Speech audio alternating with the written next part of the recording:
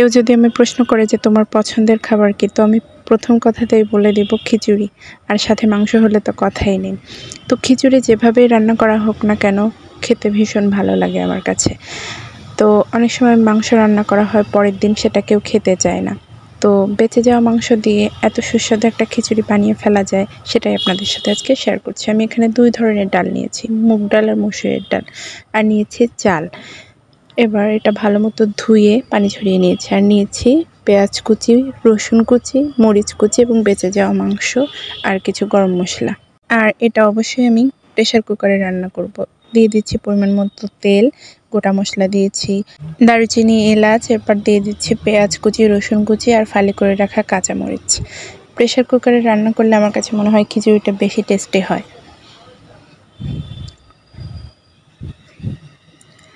এবার এটা একটু নরম করে নিব।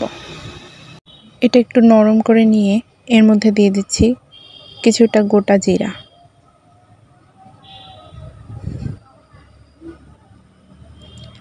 দিয়ে দিলাম স্বাদমতো লবণ, হলুদের গুঁড়া, আর কালারটা সুন্দর হওয়ার জন্য সামান্য একটু মরিচের গুঁড়া। এরপর যোগ করছি বাটা মশলা। দিয়েছি একটু আদা বাটা, রসুন বাটা, জিরা বাটা।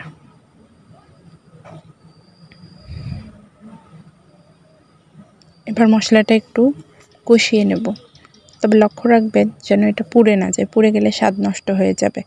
মশলাটা একটু কষিয়ে নেবার পর আমি চাল আর ডাল ধুয়ে পানি ঝরিয়ে রেখেছিলাম, এবার এটা দিয়ে দিব।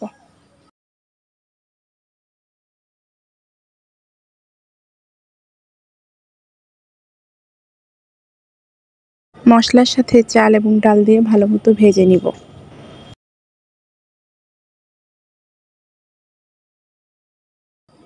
এটা খুব বেশি ঝরঝরা ভালো লাগে না, একটু নরম খিচুড়ি হলেই খেতে বেশি ভালো লাগে। এরপর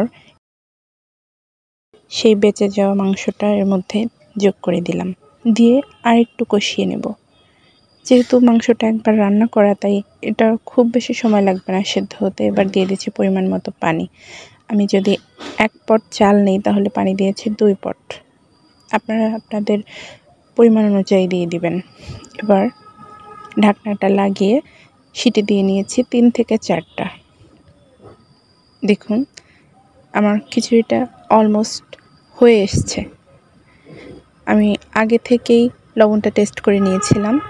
একদম ঝামেলাবিহীন রান্না, কিন্তু খেতে ভীষণ সুস্বাদু। এবার আমি পরিবেশনের জন্য উঠিয়ে নিচ্ছি। মাংসগুলো একদম মিহি হয়ে মিশে গেছে। মাংসটা যদি আস্তে আস্তে রাখতে চান তাহলে কষানোর সময় না দিয়ে একটু পরে যোগ করতে পারেন, এতে করে মাংসটা একটু আস্ত থাকবে। খুব সহজেই চটজলদি এত মজাদার একটা খিচুড়ি আপনারা চাইলে বানিয়ে নিতে পারেন। রেসিপিটা কেমন লাগলো জানাতে ভুলবেন না।